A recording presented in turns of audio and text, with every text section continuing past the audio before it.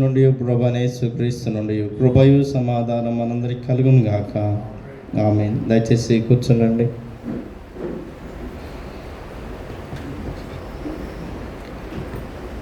యోహాను రాసిన మొదటి పత్రిక మొదటి అధ్యాయము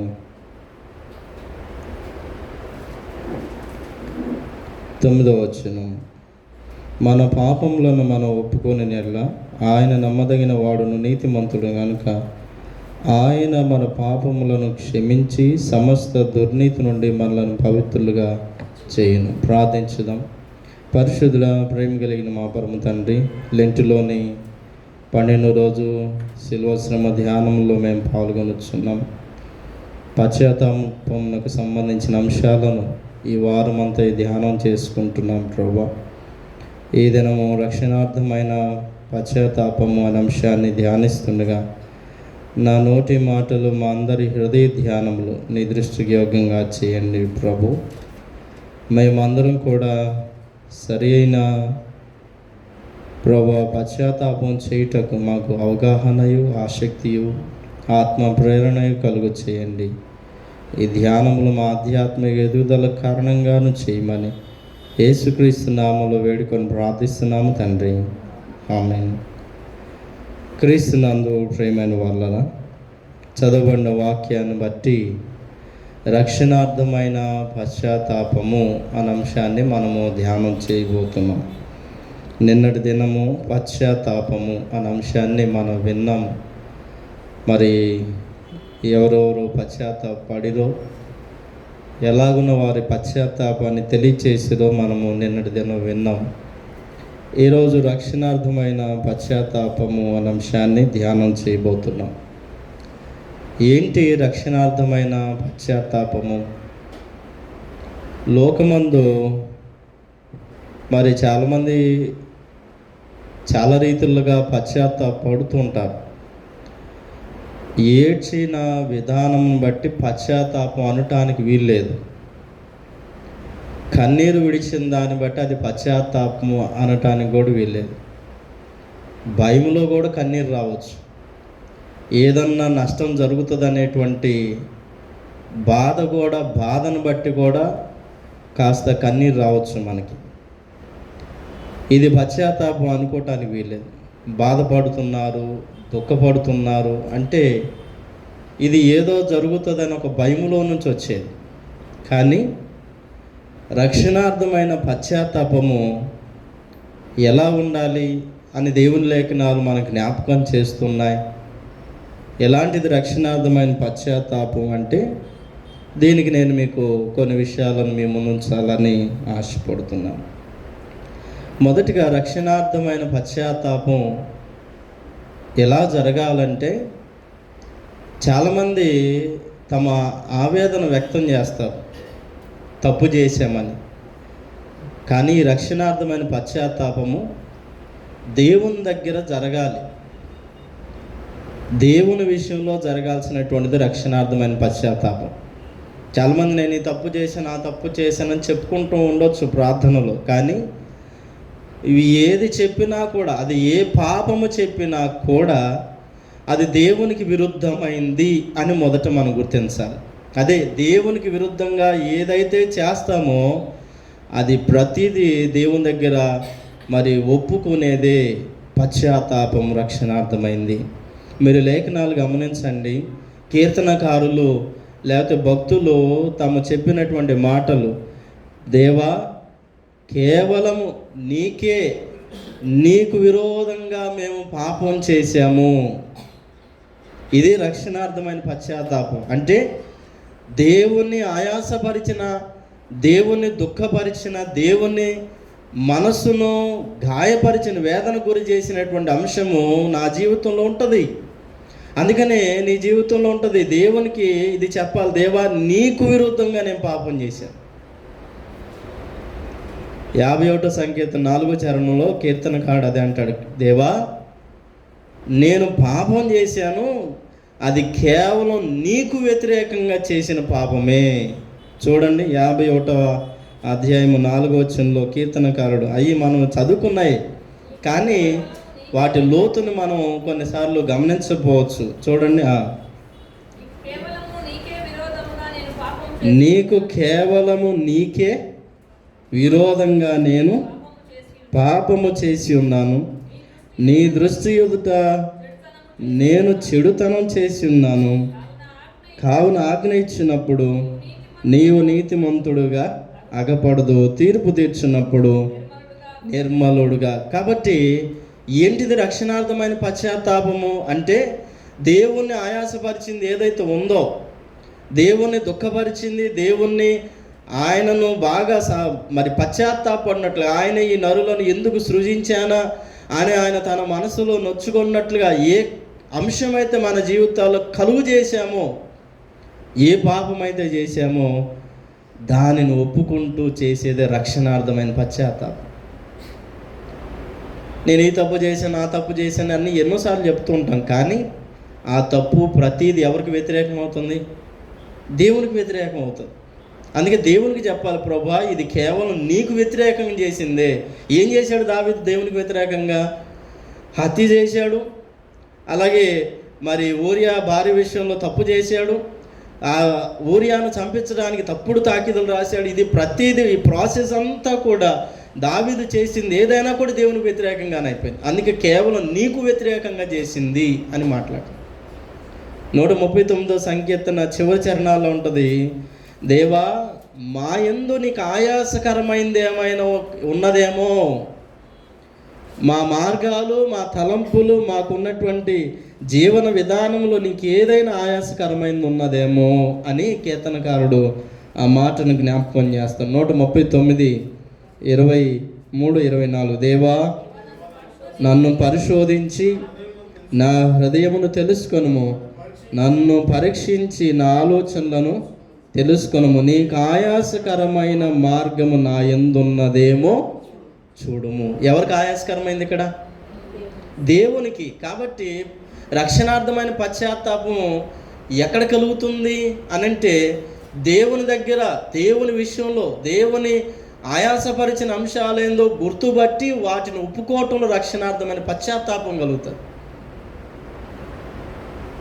ఆ పశ్చాత్తాపం ఇది మన జీవితాలు చాలా అవసరం. మనం చాలా అంటూ ఉంటాం, దేవా ఈ తప్పు చేశాను, ఆ తప్పు చేశాను, కానీ ప్రతి తప్పు అది దేవునికి వ్యతిరేకమైంది, ప్రతి చర్య దేవునికి వ్యతిరేకమైంది, ప్రతి ఆలోచన దేవునికి వ్యతిరేకమైంది అని నీవు నేను ఎప్పుడు గమనించగలుగుతామో అప్పుడు నిజమైన రక్షణార్థమైన పశ్చాత్తాపం మన జీవితంలో కలుగుతుంది.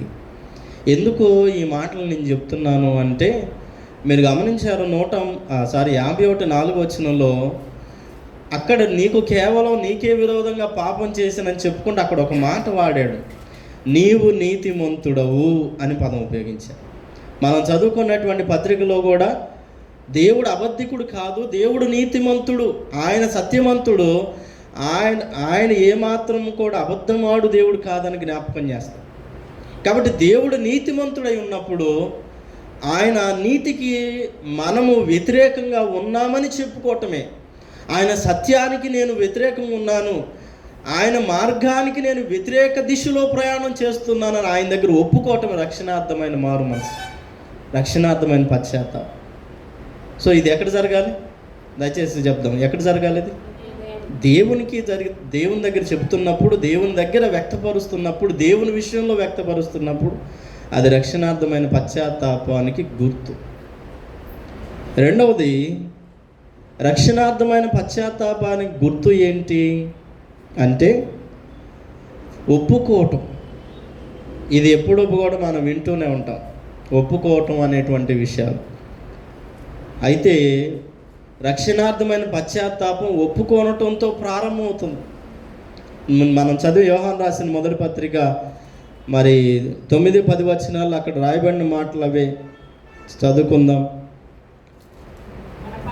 మన పాపములను మనం ఒప్పుకొనిన ఎడల ఆయన నమ్మదగినవాడు, నీతిమంతుడు గనుక ఆయన మన పాపములను క్షమించి సమస్త దుర్నీతి నుండి మనలను ఇది ఇక్కడ రక్షణార్థమైన పశ్చాత్తాపం ఎక్కడ కలుగుతుంది? ఎప్పుడు కలుగుతుంది? మన పాపములను మనం వినయంగా దేవుని ఎదుట ఇదిగో నేనే నా అంతటి నేను పాపం చేశానని ఆ పాపమును దాచుకొనకుండా, దానికి ఏమాత్రం కూడా మరి దాచిపెట్టకుండా బహిర్గతంగా దేవుని ఎదుట బాహాటంగా ఒప్పుకున్నప్పుడు ఖచ్చితంగా దేవుడిచ్చే రక్షణ మనం పొందుకుంటాం. అందుకే అంటున్నాడు, దేవుడు మనల్ని సమస్త దుర్నీతి నుండి మనలను తప్పిస్తాడు. సో ఇది రక్షణార్థమైన మారు మనస్సుకు రెండవ అంశం. 32వ కీర్తనలో కూడా ఇదేగా ఉంది. మనం తెరవాల్సిన పని లేకుండా చెప్పాలి. అతిక్రమంలో దాచిపెట్టువాడు వర్ధిల్లాడు, వాటిని ఒప్పుకొని విడిచిపెట్టువాడు దేవుని కనికరాన్ని పొందుకుంటాడు. 5వ వచనానికి వచ్చేసరికి 32:5 వచ్చేసరికి నేను నా పాపములు కప్పుకొనక ఒప్పుకుందును అనుకుంటుని. మనం ప్రతి ఆదివారం అదే పాడతాం. దేవా, నా పాపములు నేను కప్పుకొనక ఒప్పుకుందని అనుకున్నాను, నీవు నా పాప దోషమును పరిహరించి ఉన్నావని ప్రతి ఆదివారం ఆరాధనలు మనం పాడేది అది. కాబట్టి రక్షణార్థమైన మారు మనసు ఒప్పుకోవటంలో జరుగుతున్నటువంటి అంశం అని మనం జ్ఞాపకం చేసుకోవాలి. మూడోది, రక్షణార్థమైన పశ్చాత్తాపం లేదా మారు మనసు ఎక్కడ కలుగుతుంది, దేని వంశంలో కలుగుతుందంటే, నన్ను నేను అసహించుకున్నప్పుడు, నా చర్యలను, నా తలంపులను, నా ఉద్దేశాలను, నా ప్రయాణాన్ని, ప్రవర్తనను సమస్తాన్ని అసహించుకున్నప్పుడు రక్షణార్థమైన మారు మనసు ప్రారంభమవుతుంది. ఎవరో తమను తాము అసహించుకోగలుగుతారు. తప్పు చేసి నేనేం తప్పు చేయలేదు, ఎదుటివారే తప్పు చేశారు అని అనుకునేటువంటి స్థితి నేడు ప్రపంచంలో మనం చూస్తాం కదా. వ్యభిచారం మందు పట్టబడిన స్త్రీని తీసుకొచ్చారు. ఆమెతో పాపం చేసిన వాళ్ళు కూడా ఆమెను అసహించుకున్నారు. ఆ పాపంలో నేనున్నానని తనను తాను అసహించుకున్న వాళ్ళు ఎవరు లేరు. ఆమె మీద రాళ్ళు ఉరవటానికి వచ్చినటువంటి వారందరూ ఏదో ఒక రకమైన పాపంలో ఉండుంటారు. వారు తమ పాపాన్ని ఎప్పుడు అసహించుకోలేదు, తమ పాప జీవితాన్ని. కానీ వ్యభిచారం మందు పట్టబడిన స్త్రీని నిరంతరము వారు అసహించుకుంటూనే ఉన్నారు. యేసుప్రభు వారికి తీసుకొచ్చి ఆ సమయం అంతా కూడా అసహ్యంతా కనపడుతుంటారు. అందుకనే మన పాపాన్ని మనం ఎప్పుడు అసహించుకుంటాం, మన జీవితాన్ని మనం. ఏంటి నా జీవితం, ఇంత పాపం నా చుట్టుకొని ఉంది, నన్ను అలుముకొని ఉందని నన్ను నేను అప్పుడు అసహించుకోగలుగుతానో అప్పుడు రక్షణార్థమైన మారు మనసు ప్రారంభమవుతుందంట. ఇదేది పాస్టర్ గారు అసహించుకోమంటారంటే, నిజమే, అసహించుకోవాలి. మన పాపాన్ని మనం చేదరించుకున్నప్పుడు, తిరస్కరించినప్పుడు, మన పాపాన్ని మనము చిటకరించినప్పుడు ఖచ్చితంగా రక్షణార్థమైన పశ్చాత్తాపం కలుగుతుంది. మీరు హెబ్రీ పత్రిక 1వ అధ్యాయం 9వ వచనం చూడండి. దేవుడు ఆ మాటను మనకి జ్ఞాపకం చేస్తున్నాడు. హెబ్రీ పత్రిక 1వ అధ్యాయం 9వ వచనం, నీవు నీతిని ప్రేమించి దుర్నీతిని ద్వేషించితివి, అందుచేత దేవుడు నీ తోడి వారి కంటే నిన్ను హెచ్చించినట్లుగా ఆనంద తైలముతో. ఎప్పుడు జరుగుతుంది ఆనంద తైలాభిషేకం? నీ తోటి వారి కంటే నువ్వు ఎప్పుడు అధికంగా గలుగుతావు? నీ తోటి వారి కంటే కూడా నువ్వు ఎప్పుడు గొప్పగా స్థితిలో ఉండగలుగుతావంటే అక్కడ జ్ఞాపకం చేయబడుతుంది, నీతిని ప్రేమించి దుర్నీతిని ఏం చేయాలంట? ద్వేషించాలి, అసహించుకోవాలి, దాన్ని ఛేదరించాలని దేవుని వాక్యం జ్ఞాపకం చేస్తుంది. యెహెజ్కేలు గ్రంథం 20వ అధ్యాయము 43వ వచనం వచ్చేసరికి ఇశ్రాయేలీయుల గురించి దేవుడు మాట్లాడుతూ, వారు తమ పాపాన్ని, తమ జీవితాన్ని ఎప్పుడు అసహించుకోలేదని రాస్తున్నాడు. చూడండి, యెహెజ్కేలు గ్రంథము 20వ అధ్యాయము 43వ వచనాన్ని చదువుదాం. అచ్చట మీ ప్రవర్తనను, మిమ్మును మీరు అపవిత్రపరుచుకున్న మీ క్రియలన్నిటినీ మనస్సునకు తెచ్చుకొని మీరు చేసిన దుష్క్రియలను బట్టి మిమ్మును మీరే అసహించుకుందురు. ఒక కాలం వచ్చింది మిమ్మల్ని మీరే అసహించుకుందురు. ఇప్పటి వరకు మీరు మీ స్థితిని మీరు అసహించుకోవట్లేదు. మీ స్థితిని మేము బాగున్నాము, మేము మంచిగున్నాము అని అనుకుంటున్నారు. కానీ ఒక కాలం వచ్చింది మీ స్థితిని మీరు అసహించుకునేటువంటి కాలం. అందుకనే ఎప్పుడు మన స్థితిని మనం అసహించుకుంటాము. మనం సొసైటీలో చాలా చూస్తూ ఉంటాం. ఎదుటోళ్ళు పాపంలో దొరికితే మనం దొరలం అయిపోయి వాళ్ళని ఊరికనే చేదరిస్తుంటాం, అసహించుకుంటుంటాం. వాళ్ళు చేసింది పెద్ద తప్పులాగా మనం భావించి మనము వాళ్ళని చిన్నతనంగా చూస్తుంటాం, చెదరిస్తుంటాం. ఏంది ఇట్లాంటి పనులు చేశారు పాడు అంటుంటాం కదా. ఎందుకని వాళ్ళని అంత చెదరించుకొని పాడు అంటున్నాము? వాళ్ళ సంగతిని సమాజానికి తెలిసింది కాబట్టి వాళ్ళని చెదరిస్తున్నాం. కానీ మన సంగతి మనకు తెలుసు కదా, మన వ్యక్తిగతం మనకు తెలుసు కదా. సో మనలను మనం వ్యక్తిగతంగా, దేవా నా జీవితము నీకు ఎంత చెదరగొట్టిస్తుందో, అసహ్యంగా ఉంటుందో అని మొదట మనల్ని మనం అసహించుకుంటున్నప్పుడు ఏం చేస్తారంట దేవుడు? నీ తోటి వారి కంటే నిన్ను హెచ్చిస్తానని చెప్పాడు. ఆనంద తైలాభిషేకం చేస్తాడు. ఇదే రక్షణార్థమైన జీవితానికి దారితీస్తుంది. సో అది జరగనంత కాలం కూడా రక్షణార్థమైన పశ్చాత్తాపానికి, అందుకే నేను మొదట ప్రారంభించింది అదే, ఏడుపు పశ్చాత్తాపానికి గుర్తు కాదు. బాగా బాధపడినంత మాత్రం పశ్చాత్తాపానికి ఏమాత్రం గుర్తు కాదు. అవి కేవలము వాటిలో భాగాలే కానీ అవి మూలాలు మాత్రం కావు. ఏవి మూలాలు అనంటే, ఎప్పుడైతే దేవునికి వ్యతిరేకంగా నేను జీవిస్తున్నాను అనుకుంటావో, ఎప్పుడైతే నేను దేవుని దగ్గర దాచాను అనుకుంటావో, ఎప్పుడైతే దేవుని దగ్గర నేను అసహ్యంగా కనపడుతున్నానని భావిస్తావో, అప్పుడు రక్షణార్థమైన పశ్చాత్తాపం ప్రారంభం. అది నిజ పశ్చాత్తాపం, అదే సరైన పశ్చాత్తాపం దేవుని వాక్యం విన. నాలుగోది రక్షణార్థమైన పశ్చాత్తాపం అంటే ఏంటి అంటే, మనం ఏవైతే చేశామో ఆ క్రియలను బట్టి సరి అయినటువంటి ప్రాయశ్చిత్తం చేసుకోవటమే రక్షణార్థమైన మార్మల్స్. మీరు జక్కయ్యను చూచారు కదా, జక్కయ్య గురించి తెలుసు, మనందరికీ తెలుసు. ఏం చేశాడు ఆయన? యేసుప్రభు వారిని చూడాలనుకున్నాడు, చూచాడు. యేసుప్రభు అతన్ని పిలిచాడు, ప్రభువుని ఇంటి చేర్చుకున్నాడు. అతడు అయిన తర్వాత ప్రభుతో అతడు చెప్పిన మాట, నేను అన్యాయముగా ఎవని యొద్ద నేను ఏమైనా తీసుకొని వెళ్ళా. ఏం జరుగుతుంది ఇక్కడ? కేవలం ఇక్కడ పశ్చాత్తాపమే కాదు, పశ్చాత్తాపానికి తగినటువంటి ప్రాయశ్చిత్తం, దాన్ని సరి చేసుకుంటూ దానికి తగినటువంటి వెలను కూడా చెల్లిస్తున్నాడు. దానికి తగినటువంటి విధానంలో పరిష్కారాన్ని కూడా చేసుకుంటున్నాడు జక్కయ్య. అతడు అంటాడు, నేను అన్యాయంగా ఎవని యొద్దనైనా ఏమైనా తీసుకొని వెళ్ళా, అతనికి మరలా 4 వంతులు చెల్లిస్తాను. అదేని అంటున్నాడు. చూడండి, లూకాసు వార్త 19వ అధ్యాయము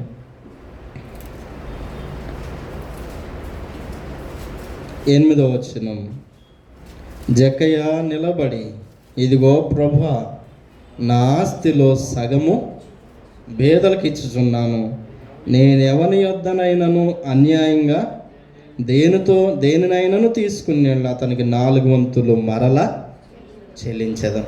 లేవియా కాండము 6వ అధ్యాయం మొదటి 7 వచనాలంతా కూడా ఇదే ఉంటుంది.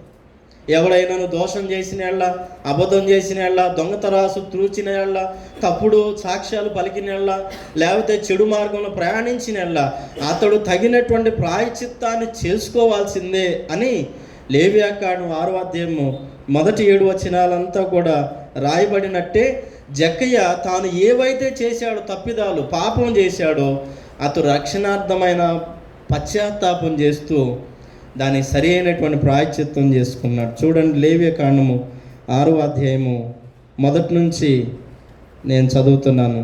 యెహోవా మోషేకి ఇలాగ సెలవిచ్చాను, ఒకడు యెహోవాకు విరోధంగా ద్రోహం చేసి పాపి అయిన అక్కడు అనగా తనకు అప్పగింపబడిన దాని గూర్చే కానీ, తాకట్టు ఉంచిన దాని గూర్చే కానీ, దోచుకుని దాని గూర్చే కానీ, తన పొరుగువానితో బొంకిన ఎడలనేమి, తన పొరుగువాన్ని బలత్కారించిన ఎడలనేమి, పోయినది తనకు దొరికినప్పుడు దాని గూర్చి బొంకిన ఎడలనేమి, మనుషులు వేటిని చేసి పాపులగుదురో, దేని విషయంలో అబద్ధ ప్రమాణం చేసిన ఎడలనేమి, ఈ లిస్ట్ అంతా చెప్పుకుంటూ వచ్చాడు. చూడండి ఎన్ని పాపాలు చెప్పాడు.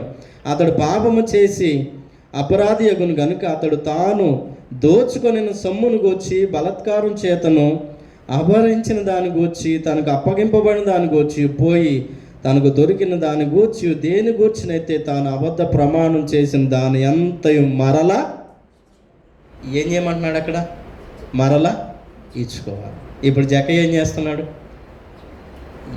తాకట్టును తప్పుగా మార్చాడో, ఎవరి దగ్గర ముక్కు పిండి వసూలు చేశాడో, ఎవరినైతే మరి ఎవరి విషయంలో అబద్ధం ఆడాడో, ఏదైతే పేదలకు ఇబ్బంది కలుగు చేశాడో, ఏదైతే తప్పుడు ఉద్యోగం చేశాడో, తనకి ఇవ్వబడిన ఉద్యోగం కాకుండా తప్పుడు ఉద్యోగం చేశాడో, ఆ ఉద్యోగాన్ని మరి సరి అయిన రీతిగా చేయకుండా ఉన్నాడు. దాని అంతటిని కూడా జక్కరియా సరి చేసుకున్నాడు. పేదలకి తన ఆస్తిలో భాగం ఇచ్చాడు. ఎవరినైనా న్యాయంగా సంపాదించిన వానికి తిరిగి 4 వంతులు చెల్లిస్తున్నాడు. నేను ఆదివారం మీరు అందరూ విన్నారు. ఏం జరగాలి అని అంటే, ప్రార్థన చేయనప్పుడు ఒకని పాపములు ఒకనితో ఒప్పుకోవాలి. ఇదే రక్షణార్థమైన పశ్చాత్తాపం. జక్కయ్య అదే చేస్తున్నాడు. పేదల దగ్గరికి పోయి, ఇదిగో నేను ఎంత ఆస్తిని సంపాదించాను, నా ఆస్తిలో సగం మీకు ఇచ్చేస్తాను. తాను ఎవరికైతే అన్యాయం చేశాడో వాళ్ళ దగ్గరికి పోయాడు, ఇదిగో నీ పట్ల నేను చాలా అన్యాయం చేశాను కాబట్టి, నీ దగ్గర అన్యాయంగా పిండుకున్నాను కాబట్టి నేను తిరిగి నీకు 4 వంతులు చెల్లించేస్తున్నాను. ఇది రక్షణార్థమైన పశ్చాత్తాపం.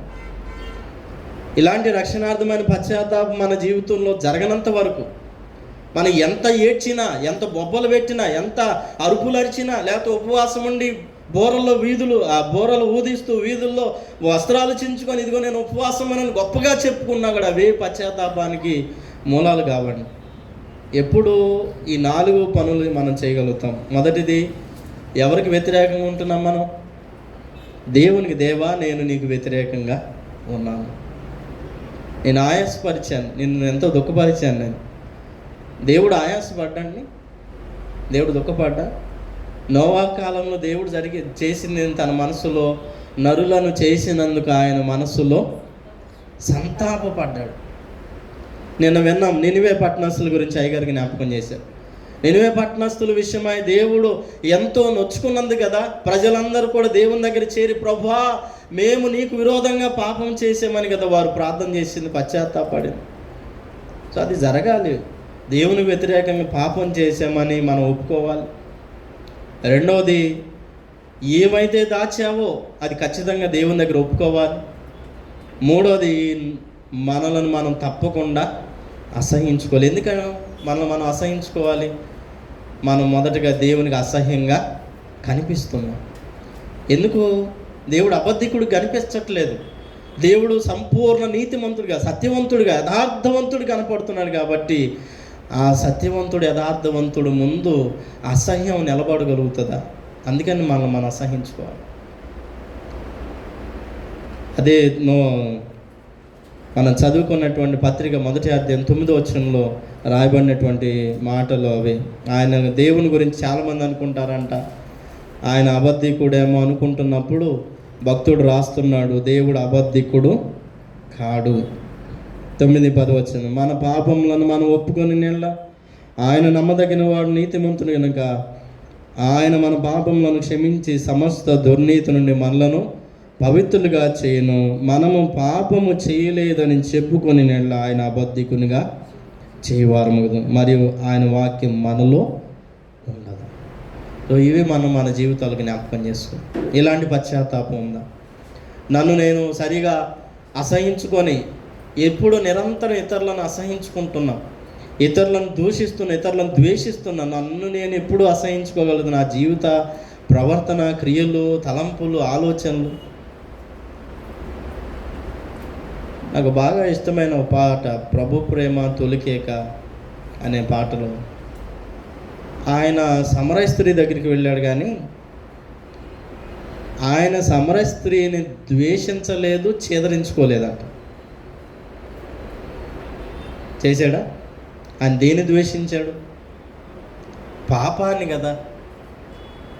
అందుకే ఆ చరణాలు రాస్తాడు, పాపికి నీ పాపమునకును భేదము చూపిన వారెవరు. అది జరుగుతుంది. దేవుడు మన జీవితాలు ఖచ్చితంగా దాన్ని చేస్తున్నాడు. అందుకనే మనం కూడా సొసైటీలో ఎవరైనా తప్పు చేసినప్పుడు వారిని ద్వేషించడం కాకుండా మొదట మనలో వెతుక్కొని నా పాపమును, నా దోషం నేను కనుగొని నన్ను నేను అసహించుకుంటే చాలు కదా, ఎదుటి వాళ్ళని అసహించుకునే కంటే. ప్రతి మానవుల్లో పాపం ఉంది. తోటి మానవుని అసహించుకోవటం కంటే మన జీవితాన్ని, మన క్రియలను మనం అసహించుకున్నప్పుడు, చేదరించుకున్నప్పుడు నిజ రక్షణార్థమైన పశ్చాత్తాపం మనలో జరుగుతుంది. దేవుడు మన జీవితంలో అది కోరుతున్నాడు. మీరు చూడండి బైబిల్ గ్రంథంలో ఎంత చేదరించుకున్నారంటే తమను తాము భక్తులు బూడిదతో సమానంగా ఎంచుకున్నారు. అబ్రహాము సైతం కూడా నేను బూడిద లాంటి వాడిని, దుమ్ము లాంటి వాడిని అని చెప్పుకున్నాను. దావీదు నేను దుమ్మును ధూళిని అని చెప్పుకున్నాడు, పురుగు వంటి వాడిని అని చెప్పుకున్నారు భక్తులు. పౌలైతే నేను పెంటతో సమానంగా నా జీవితాన్ని ఎంచుకుంటున్నాను అన్నాడు. అంటే వాళ్ళు తమ జీవితాల్లో ఏం చేసుకున్నారు? దేవుని ఎదుట అసహించుకున్నారు, ఇది మా జీవితాలు. సో అలాంటి తగ్గింపు జీవితానికి మనం వచ్చినప్పుడు నిజ రక్షణార్థమైన పశ్చాత్తాపం మనలో కలిగినట్టే. కాబట్టి దేవుడు మన యందు అవి కోరుతుండగా మనలో అలాంటి రక్షణార్థమైన పశ్చాత్తాపం ఉన్నదో లేదో మనల్ని మనం పరిశీలన చేసుకుందాం. యేసు ప్రభువారు మనందరి కొరకు శిలువలో మరణించారు. ఆయన మరణిస్తున్నప్పుడు దొంగల్లో ఒకరికి అలాంటి పశ్చాత్తాపం కలిగింది. రెండవ దొంగ అయితే ప్రభుని అసహించుకుంటున్నాడు, కానీ ఒక దొంగ అయితే తనను తానే అసహించుకున్నాడు. సో అలాంటి స్థితిలోకి మనం ఎప్పుడైతే చేరగలుగుతామో, దేవా నీ రాజ్యంతో వచ్చినప్పుడు నన్ను జ్ఞాపకం చేసుకొని మనం ఏ స్థితికి అప్పుడైతే అనుకోగలుగుతామో, ఆ దొంగ వల్లే మనం ఎప్పుడైతే భావించగలుగుతామో రక్షణార్థమైన పశ్చాత్తాపంలోకి మనం వెళ్ళిన వారం అవుతాం. అటు రక్షణార్థం ప్రభు మన జీవితాలు కలుగు చేసి మనల్ని బలపరచును గాక. ఆమె సమస్త జ్ఞానం ఇచ్చిన దేవుని సమాధానము యేసుక్రీస్తు వల్ల మీ హృదయంలోకి తలంపులో కావాలి ఉండును గాక. ఆమె నీ సమాధానము దాసునికి ఇప్పుడు నాథా దేవా ఇచ్చి